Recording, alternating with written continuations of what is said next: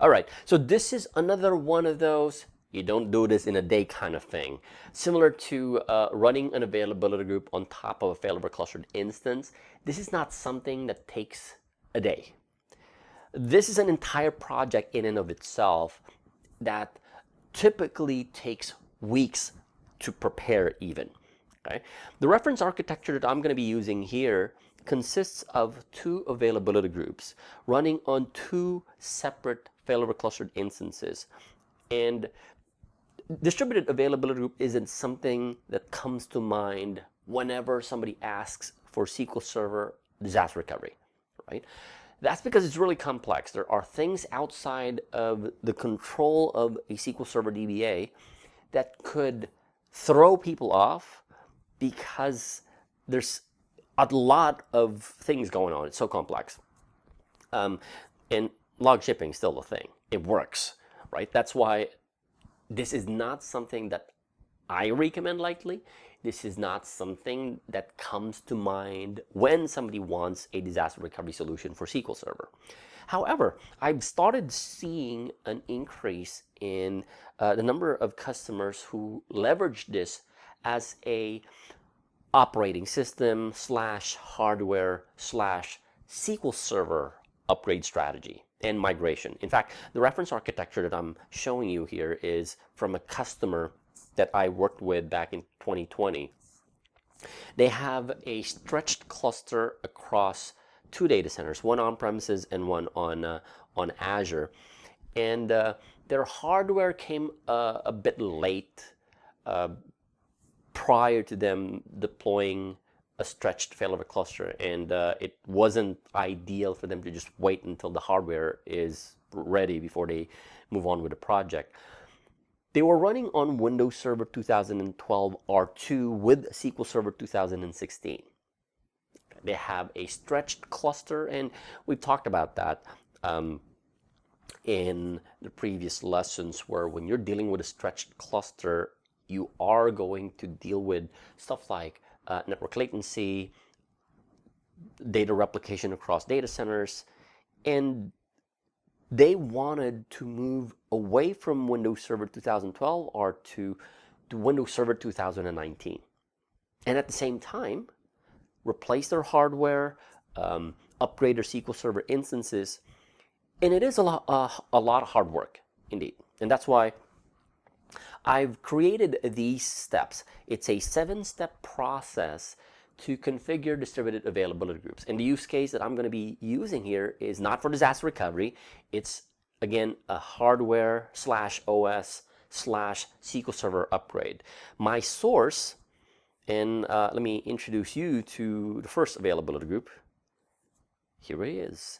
It's a SQL Server 2016 instance running on Windows Server 2012 R2. This is the failover cluster that it's running on top of. The second one is running on Windows Server 2016 with SQL Server 2019. I mean, you could run it on Windows Server 2019. I'm just showing you here how you could leverage distributed availability groups for cases like this. Also, if you look at, and again, just showing you the version of SQL Server and Windows that I'm running on, the first availability group is sitting on TDP-RD081, which is running SQL Server 2016 with Service Pack 1, and it's running on Windows Server 2012 R2, while the other availability group is running on TDP-RD071, yes, typo there, and it is running SQL Server 2019 with CU13. Now, I broke down this complex process into different steps, but you've probably seen my strategy at this point. I break down complex processes into small steps, small bite-sized steps that anybody can pick up and run with. And the reason for that is, if I need to troubleshoot something because I hit a roadblock, I know it's not anything other than that portion that I was dealing with. For instance, I've already created the two availability groups, and I just used the wizard for it just to make sure that everything's working fine. So I have my first availability group named AG01 with its corresponding listener. In fact, if you look at the dashboard, it's healthy, it's working fine, right? This is the SQL Server instance that I'm going to upgrade to SQL Server 2019 and the operating system upgrade as well. Okay. The databases are healthy. Of course, they're Northwind and Pubs. The AG is healthy, well and good. Okay. The second availability group, named AG02, which I describe here in step number 4 and number 5. I've also built that already. It's named AG02, and if you look at the dashboard, it's fine, it's healthy. Now, I created a dummy database here named TestDB, and the only reason I created a dummy database is because I want to make sure that the availability group works fine even before I start with a distributed availability group. Okay? It's fine, it's healthy, no issues with it. That's why I can start with step number 7, creating the distributed availability group. Now, before I do this, before I go ahead and start with step number 6, I will delete or remove rather the database from AG02, because in a distributed availability group, you are allowing the primary AG to seed the database on the secondary AG. Okay? You can think of the secondary AG's primary replica as a distributor in your transactional replication topology. In this case, the primary replica of the secondary AG will act as the distributor. The primary AG will send the transaction log records to create the databases off of it, and then it will replicate those across its own series of replicas. And that's also the reason why when you look at the dashboard, because I removed the database, it shows a bunch of warnings and errors, and that's fine. It's simply telling you there's no database in this AG. And we will look at it later once we're done with this entire thing. Another thing to keep in mind is that you will not see any remnants of the distributed availability group from inside a Windows Server Failover cluster. Nothing. Unlike your traditional AG, where you would see a resource group, resources, the listener name, the virtual IP address, with a distributed AG, all of the metadata sits inside SQL Server. And you will see that as we are going through this. All right? So, quick summary before we move ahead. We are moving off of a Windows Server 2012 R2 availability group running SQL Server 2016 and moving into a Windows Server 2016 failover cluster running SQL Server 2019 availability group. Now keep in mind, the versions of SQL Server are different. Okay, I'm just throwing it out there.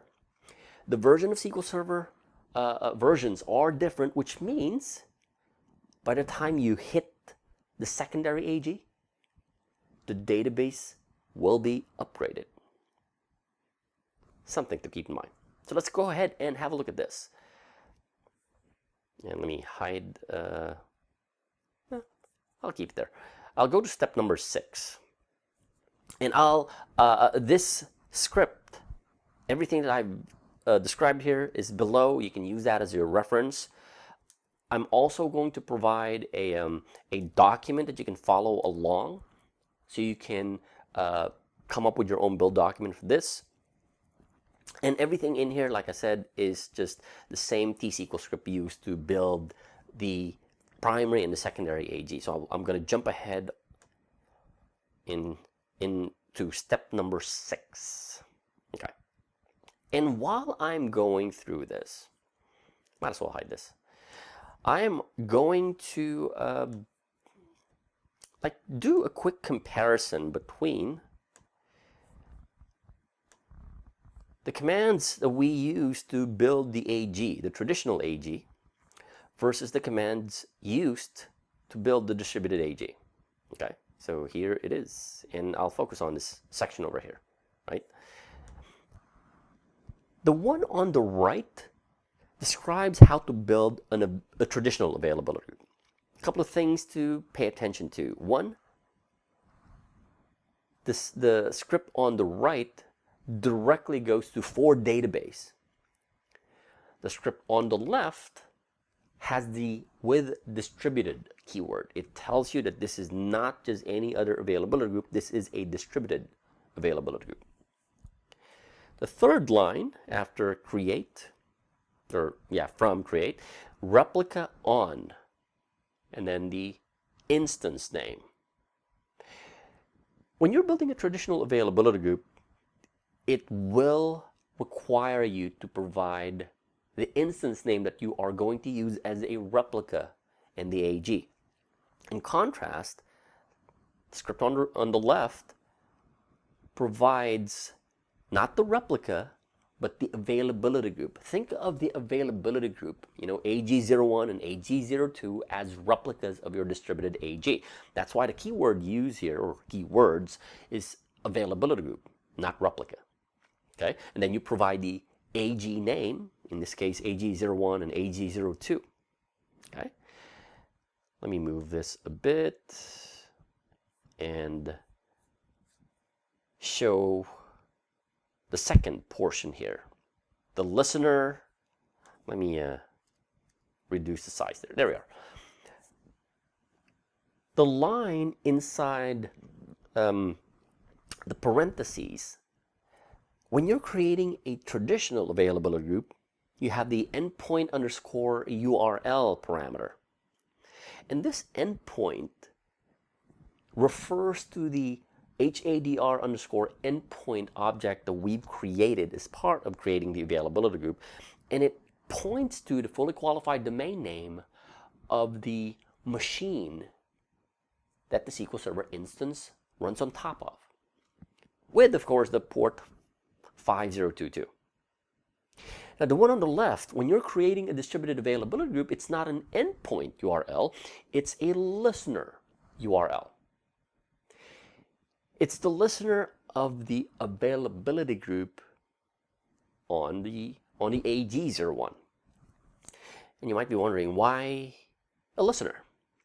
Well, for one, at any given point in time, your availability group could be sitting on, in this case, TDPRD081, or maybe during a failover, it moves to TDPRD082. So the AGs need to guarantee that they're talking to the primary replica at any given point in time, because they wouldn't know if it's running on TDPRD081 or TDPRD071. Doesn't know. But when you use the listener, you're guaranteed to be redirected to the primary replica. Now, why 5022? Because when we were creating availability group listener names using the wizard, it points to 1433. Port 1433 is the default SQL Server port number. But in this case, we're not providing port 1433. We're providing the endpoint. You might be thinking, why is that? Well, AG01, the primary AG, needs to send transaction log records over to the secondary AG, which is AG02. And that endpoint is 5022, not 1433. So this is a combination of the fully qualified domain name of the listener with the HADR underscore endpoint. As I mentioned, this guarantees that the primary AG will be able to connect to the primary replica of the secondary AG regardless of whether it's a failover or something happened, and then use that to connect to port 5022. Okay. Now, the availability mode, we're using asynchronous commit because you certainly don't want your secondary AG to affect or impact your primary AG's transactions until after you're ready to cut over to production. Okay. So we're going to run that. And unlike traditional AGs, you do not have a listener name for the distributed AG. Nope. Only the listener names for the traditional AGs are the ones that matter. Okay? So we're going to run this, and I will connect to the primary replica of the primary AG and define my distributed AG. Okay. Now, if you notice, that was quick. That was really quick. Unlike when we were building the traditional AG, it took a while. Here, it's barely a second. The reason why it is barely a second to execute is the fact that, number one, SQL Server is not talking to the failover cluster. Remember what I mentioned earlier? None of the information, the metadata about the distributed availability group exists inside the failover cluster. In fact, if you look at the failover cluster, nothing in here tells us anything about the distributed AG. Nothing. Yep. So the reason why it was so fast was because SQL Server does not need to talk to the failover cluster. It does not need the failover cluster to talk to Active Directory. It does not need the failover cluster to talk to the DNS, validate if the DNS record exists, validate if the IP address is valid or it already exists. There is no validation at all outside of SQL Server. Everything in here exists in the context of SQL Server. The metadata only exists inside SQL Server. Okay? But this was done on the primary replica of the primary AG. This is where the second part of the script comes in.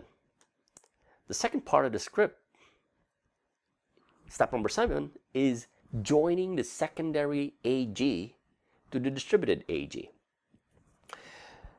Well, we need to tell the other AG that it is now a part of the distributed AG based on the earlier definition. If you look at the definition from above, we created the distributed AG telling it, hey, AG02 is going to be part of this. And now we're heading over to the secondary AG's primary replica and telling it, hey, you know you're already a part of distributed AG, and so here's the metadata for it. Okay, it's not a create availability group, but rather an alter availability group. This tells SQL Server that this is the distributed availability group that it is a part of, and here are the parameters. So what this thing is doing is, in this case, the distributed AG gets created in this AG, and then with all of the parameters, the listener, it will start contacting AG01 and start establishing connection. Now be very, very careful with this, especially when you're typing the listener URL. I had a client back in 2019 where they spent weeks trying to figure out what was wrong. They used distributed availability group for their disaster recovery strategy, and they're a huge financial company. It took them a while to figure it out, and when I started looking at what the problem was, they fat-fingered the listener URL. And as I mentioned earlier, these are actually things outside of SQL Server. That listener URL is a fully qualified domain name of the listener name, and because there's no validation inside SQL Server that this is working fine, then you may end up with a listener URL that has an extra space or a typo and it wasn't properly validated. That's why you really have to be very careful with this. So let's connect to the secondary AG and run this section of the script. And just like the previous one, this takes less than a second. Again, no validation from the failover cluster, no talking to the failover cluster, no talking to Active Directory and DNS for all of these things. Nothing. Okay. We now have a distributed availability group. Too bad. You know, SQL Server Management Studio doesn't really give you anything as far as, you know, management of the availability group. That's why you really have to be very, very good with T-SQL on this. So let me do a quick refresh. You would see a new distributed availability group named dist ag01 underscore ag02, and it's called a distributed AG. We're on the TDPRD081 instance here, which is the primary replica of my primary AG. And if I go to the primary replica of my secondary AG, if I hit refresh, you still see the distributed availability group there. However, like I mentioned, there is really no useful tool inside SQL Server Management Studio to do this, because if you look at this, you know, when you expand your replicas, the replicas, of course, will be your availability groups, AG01 and AG02. Then you have your databases, but then the databases doesn't show anything. Nothing. And of course, because we don't have a listener, we don't have anything. Nothing. In fact, when you look at the properties of the distributed availability group using SQL Server Management Studio, nothing. The properties option is grayed out. You can't really do anything with this. Okay? So, if we revisit the primary replica of the primary AG, and we look at the dashboard, this is fine. It's still healthy, right? If you look at the health of this, now this will probably throw you off, because when you look at it, wait a second, the dashboard is telling me that the databases have been replicated over to the primary replica of the secondary AG, which tells us, oh, it's working fine. It is working fine. In fact, I'll come back to this. If you look at the metadata of the distributed AG and you start querying this with the information about the distributed AG and all of these things, you would see that we have a distributed availability group, and this one shows you the replica server name, although again, from the point of view of the distributed AG, your traditional AGs function as replicas. You have your connected status, primary, secondary, and they're healthy. Of course, the replicas in your distributed AG, which is AG01 and AG02, are an asynchronous commit, because we certainly don't want the secondary AG to affect the performance of the transactions on the primary AG. We have your state, they're healthy, right? Even the databases, okay? Wait a second, if the metadata is telling me that everything is fine and everything is healthy, then how come my dashboard is showing me some problems? Well, keep in mind, this is not a disaster recovery strategy. We're looking at an upgrade.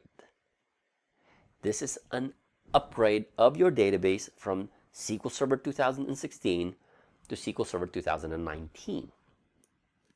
What is happening here is the fact that, well, your primary AG was able to send transaction log records and you know, the VDI-based backups to seed the primary replica of the secondary AG. However,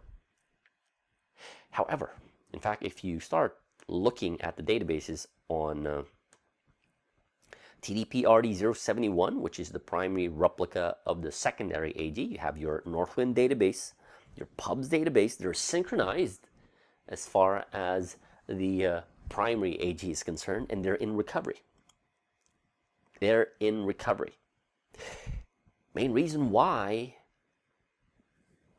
the secondary replica of the secondary AG does not have those databases yet. Let's expand that. There's a reason why the databases have not, and forget about the testDB, because that was the database that we added and then removed from the AG. The reason why the Northwind and the pubs databases are not getting replicated over to the secondary replica of the secondary AG is because, well, for one, the databases in the primary replica of the secondary AG are still in recovery mode. And in order for those databases to be replicated over to the secondary replica of the secondary AG, they needed to be brought online and recovered. In fact, if you look at the SQL Server error log, let me log into this, both the 71. I'll look at the 71. There are no traces of the Northwind and the pubs database in here when it comes to being replicated. Now, that was from a previous one. There are no traces of the pubs and Northwind databases being replicated because the database in the primary replica of the secondary AG is still in recovery. Now, how do we deal with this? How do we approach this? We've seen the metadata, everything's healthy. Keep in mind, this is an upgrade. And we have to perform a failover, making the secondary AG the new primary AG, and allow the database to roll forward all of the upgrade process and bring it online. Okay, so this is kind of like the process that you need to do in order to fail over to a disaster recovery site. However, in this case, we're simply failing over to the secondary AG so that the databases can be brought online and the upgrade process completed in order for the seeding to take effect. So let's connect to our now SQL Server 2019 instance, and a couple of things that we need to do. First, we need to change the availability mode from async to sync. Remember, we initially configured the distributed availability group to be in async commit mode because we don't want the secondary AG to affect the performance of the transactions on the primary AG. So we're doing that. We're connecting to the primary replica of the secondary AG, in this case, TDPRD081, or rather, primary AG as primary replica, and switching the availability mode to synchronous commit. Okay? And we're going to do that on the secondary AG as well. We're going to connect to the secondary AG, and we are also going to switch the replication availability mode rather from asynchronous commit to synchronous commit. We're just getting them ready in order for the failover to occur. We'll run that. And once that's done, we are going to connect to the primary AG. In this case, the primary replica of the primary AG is TDPRD081, and we are going to set the role to secondary. Okay? We first have to configure the primary AG to act as a secondary before we can connect to the secondary AG and make the role primary. So this is kind of like role switching. We'll do that, and then we're going to connect to the secondary AG's primary replica. In this case, it's TDPRD071, and we're gonna do the alter availability group. Now, don't be scared about the force failover allow data loss. Unfortunately, this is the only keyword, the only parameter that you can use for distributed AG. Keep in mind, I don't have any transactions going on here. I don't have anything going on here. But if you're cutting over to production, let's say this is an upgrade migration project, you're cutting over to production, you would terminate all active transactions before you do this. That way you're minimizing the data loss as much as possible. Okay? When we run this, if you look at the query, it took quite a while, and that's because it tried to bring the databases online. Now, let's go back to this and see that now my databases have been replicated over. Both the primary and the secondary replica of the secondary AG, which is now working as a primary AG, are replicated on the secondary replica. The databases have been seeded and they have been upgraded. Okay, this is an entire project in and of itself. Again, I mentioned this is one of those things where you don't do this in a day kind of thing. It usually takes weeks. I just simplified everything so that you can start seeing how you can leverage distributed availability groups as a hardware, an operating system, or a SQL Server upgrade strategy. Again, it's not the first thing that I would think of when it comes to a disaster recovery strategy, unless it really fits your existing architecture, like the one that I worked on in 2020 and 2019, where it really is the best fit for them. I just realized that I did not refresh this thing, and now you see the Northland and Pubs database both replicated over to the secondary replica of what was once the secondary AG.